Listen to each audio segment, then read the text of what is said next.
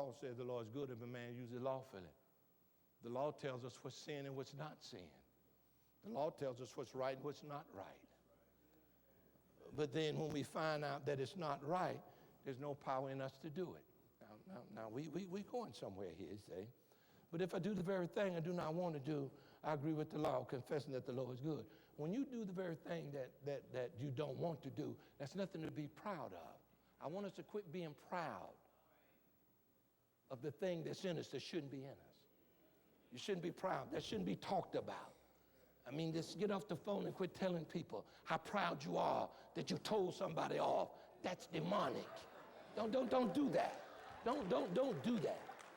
Don't be proud that you got to be the one that have the last word. It's nothing to be proud of. Jesus was led like a lamb to the slaughter, like a sheep before a shearer is dumb. He let God have the last word. That's what he did. I'll take the pain. I'll take the shame. If you don't want me to open my mouth, I will not open my mouth. It may make me look like I'm a loser. It just may make me look like you got the best of me. It may look that way. But I'm going to let God have the last word. That's what it is. God says, listen, beloved, avenge not yourself. Don't do that, for vengeance is mine. And now think about repaying. No, I will repay. Whatever you stand for me, and if you think you're losing, don't worry about it. I'll give it back to you. If you think you're losing your position, if you think you're losing that strength that people saw in you, you're not losing it. He said, because my strength is perfected in weakness. I make you strong by taking all of you out of you. I take all of you out of you. Now you feel weak and vulnerable. My strength is perfected in that man. My God. And this is the way we see life. This is the way we see life. All the while. I mean, you can't hardly go nowhere without seeing it. And you get to the point where you just recognize it everywhere.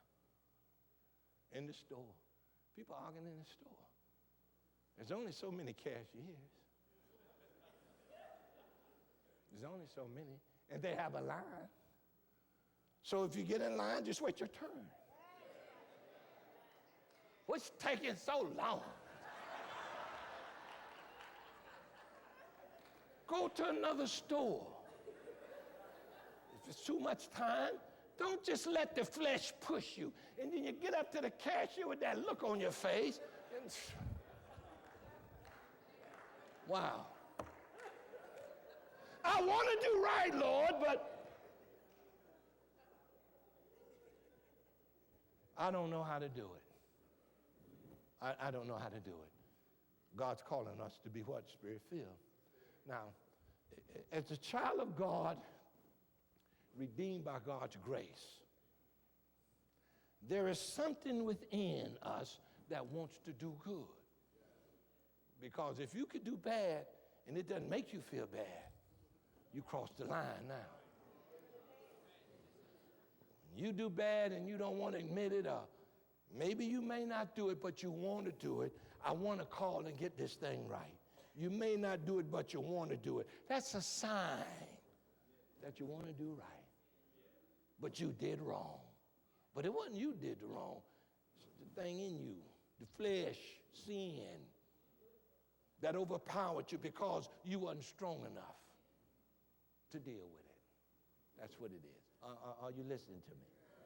Now, I'm telling you once more, if you know you got a deal in this arena, gird up the loins of your mind, put on the whole armor of God, get everything God wants you to have, and take the sword of the Spirit, which is the Word of God. Word of God, because everybody think they're going to win today. Nobody thinks about losing.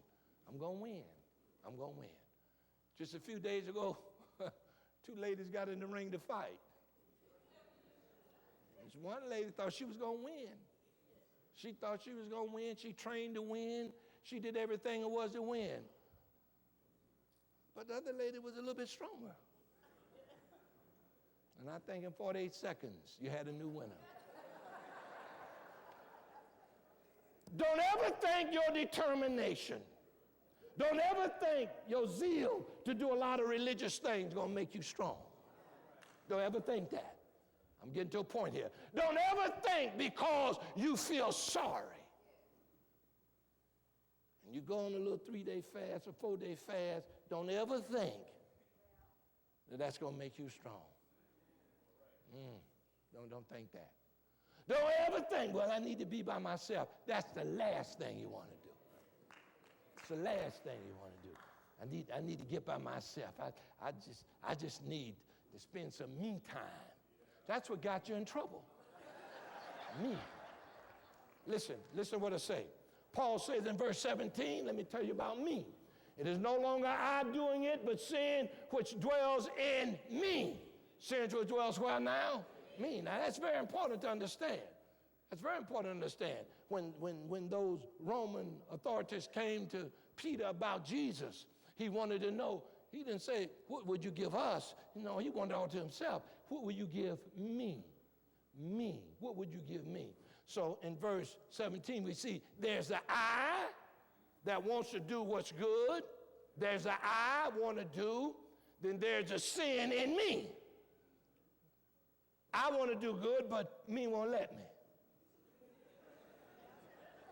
I want to do what God say do. I want to live the way God say live. But this me, man, it won't let me. The redeemed man, in his spirit, he never wants to do wrong. That's what breaks us. That's what makes us hurt and cry. We don't want to do it. We don't want to do it. But there's another power we call sin in the flesh. It comes into action every time you want to do what God asks you to do. You don't have to ask it to come. You don't have to tell yourself, okay, I'm getting mad now. You already mad. You don't have to say it. It's there. It's there. And all you need is that little bit of time. Listen to what I'm saying. What God wants us to do is understand the teaching of Jesus. Jesus said, if your right hand offends you, do what? Oh, not literally. What Jesus is saying, if your right hand offends you, this is such a serious matter. Don't let it stay there. Do something. If your right eye offends you, don't keep looking out of it. Do something. If me keeps offending you and hurting you, it's a serious matter. Deal with it. This is what he's saying. Don't let it keep going on and on to destroy you. He says, better to go to heaven maimed than to have your whole body cast into hell. Deal with me. I got to deal with me. There is a me within us that runs our life. It wants to control our life. It gives orders to us, orders to our hands and orders to our feet, orders to our tongue, orders to the members of our body, and it wants to control us. That's what tells you your mouth to more open. That's what tells your eyes to look this way. That's what tells your hands to do certain things. Your me is giving you orders, and it's always orders to do something wrong. That's what me do. Now, Paul talks about this me. There is the I who is offended. The I don't like living like this. And Jesus says, get rid of it. Get rid of it. Not by willpower. Sin is stronger than your willpower. You know, you've called all the things you tried to do. I don't know what to do. But when we come to feed your spirit, get your spirit fed, or when you have time to meditate, We won't do it because we're looking for that magic thing you do to make this thing stop. It's constant.